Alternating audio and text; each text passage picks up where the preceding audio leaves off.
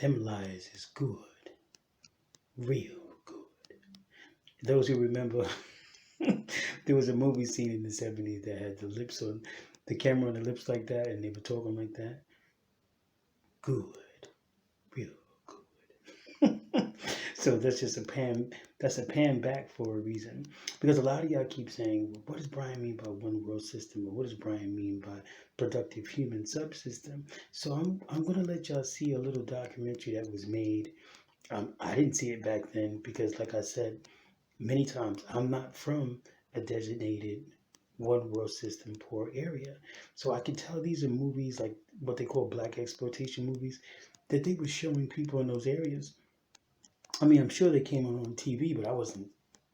I found it's almost like an actor in here says it clearly. I found nothing special about trying to prove to anyone that this skin color is human. I mean, it just sounds utterly retarded to me. So, well, the emphasis was in the wrong place.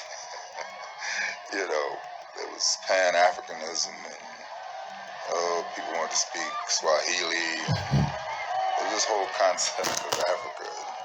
They didn't understand tribes. They just thought Africa was one place and we could take one language. It would bring us together if we wore dasikis and naturals.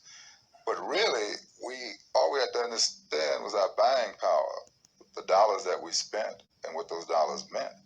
And if we spent those dollars in the right direction, we would have created an economic base here, productive which would have given us power. So we could have operated from an economic base, develop a political base, which we are developing now. But our leaders, a lot of them are very immature. And I say that, not that I'm that bright, but they're immature because the targets that they picked were targets that really would mean nothing in the future. We have the great historical March on Washington. As a person who believed in economics, what the March on Washington meant to me was symbolism. I didn't need it because I knew black was all right anyway. I didn't need anyone to tell me that I got to go to Washington sing to show that I'm black. But what happened is that blacks spent a lot of money going to Washington. And most of that money went into the hands of white people who own those hotels and the transportation means and so forth.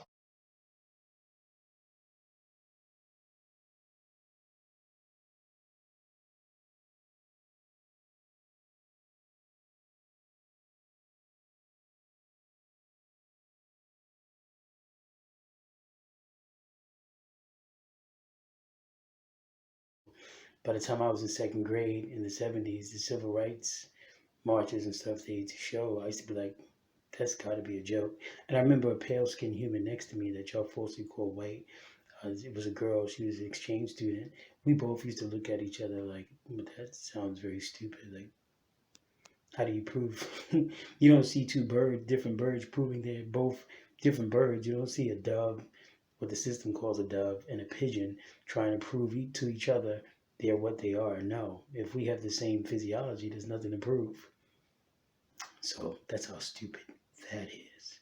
But those lies are good, real good.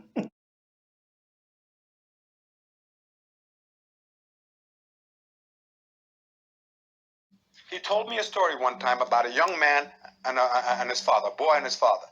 And the young boy said, Dad, every time I read a book about the man and the lion, the man always wins. But Dad, I always thought that the lion was the baddest cat in the jungle. And the father said, son, when the lion learns to write, he'll win.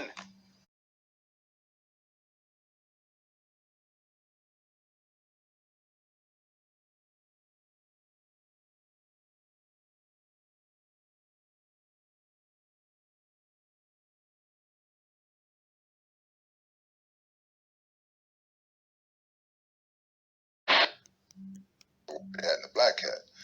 I mean, black symbolizes the bad guy.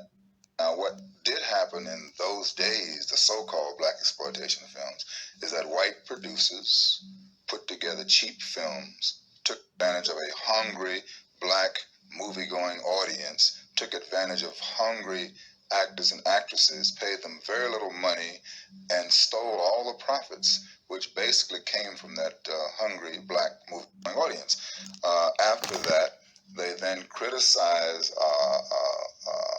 the films that they had put out there through their media, basically dried those films up then went on and used that money to get right back to their lily white films. Very simple. So they left those of us out there with nothing to do, ostracized and criticized for being in films that we really had no choice. And you do have a choice. that's the way it ended. But that's a whole nother story. Let me stop real quick because you guys have to realize something. When you hear people in the industry say they have no choice, that is exactly what it means by being one world system designated poor area minded. Because again, if you keep saying y'all come from the motherland, now I'm speaking to people of melanated descent, then you should have no problem being back in nature where you're found, even though the one world system will call the word homeless. It's an illusion. Back to it.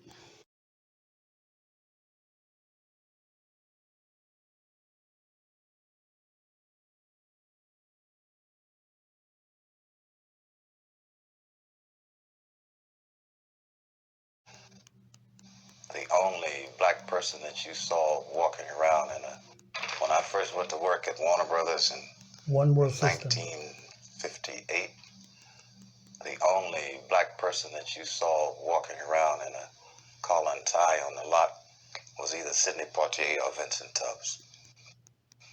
All the other black people were coming on at 5 o'clock as janitors or to clean up or that sort of thing. There had been an occasional person who came in and worked in the pictures, the Bojangles, the Lena Horns, and that sort of thing. But steady work, there were none. At about that period, corporations were encouraged to involve themselves in what was called corporate social responsibility. We coin that sort of thing in this country. We can find words for anything we want to do. It was a sort of, ostensibly, it was a reaching out to hardcore unemployables, or reaching out to a minority community to say, yes, we're interested in you and things are going to improve. The motion picture industry, for all of this sort of posturing and carrying on, has no serious intent to integrate itself. But occasionally they make these grandiose gestures. And this community relations thing was one of those grandiose gestures of showing corporate interest in the minority group. Now, what it involved was going around to various conventions and various groups and organizations and saying, look, there are jobs in the industry, come and get them. Like or there their are power training train programs here, companies. come and be trained. For dancers. Let us show you this picture, which is very good and saying a very good thing about your race. And you notice how many people are working now that haven't been working before. Well, that all went very well for a period of 2, 3, maybe 4 years. I was actually involved in the work for 8 years. As a pioneer, I got in it first, and I went with it to its death.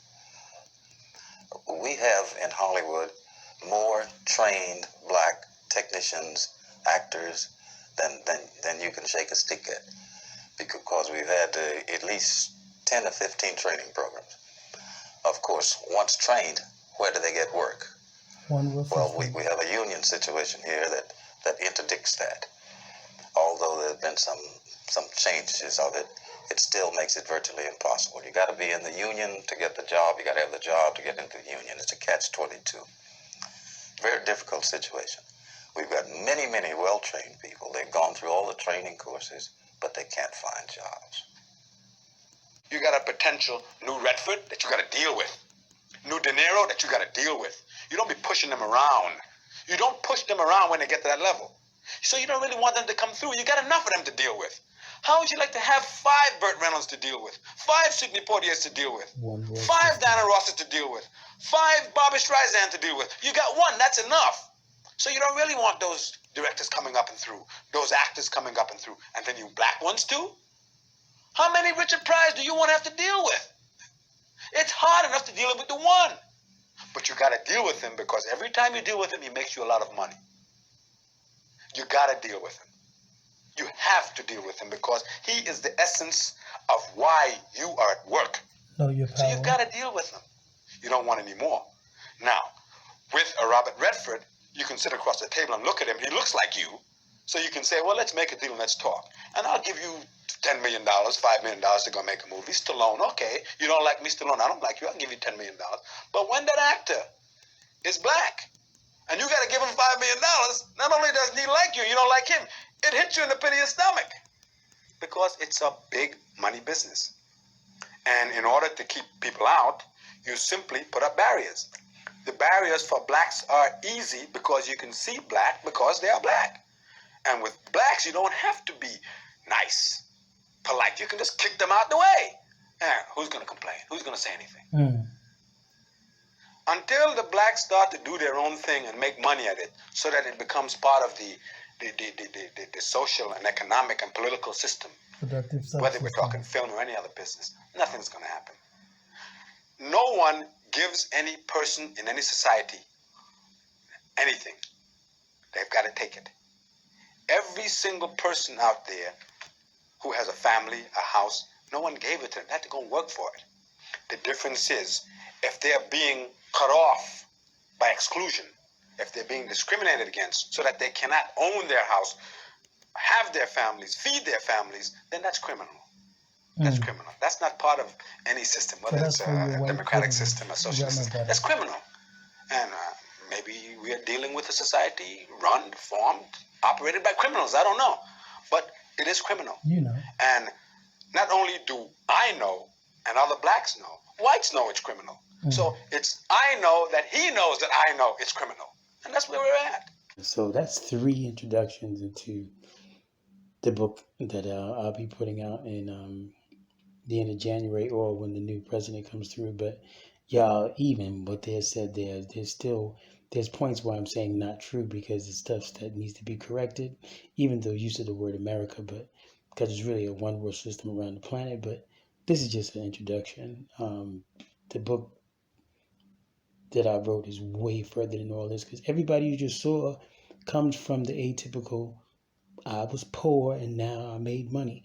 But I'm talking from a place where I didn't come from a poor area. So there's a whole nother comprehension. Because everything that they aspired to be, I already grew up around, but did not aspire to be. So I just took notes. Love the DNA.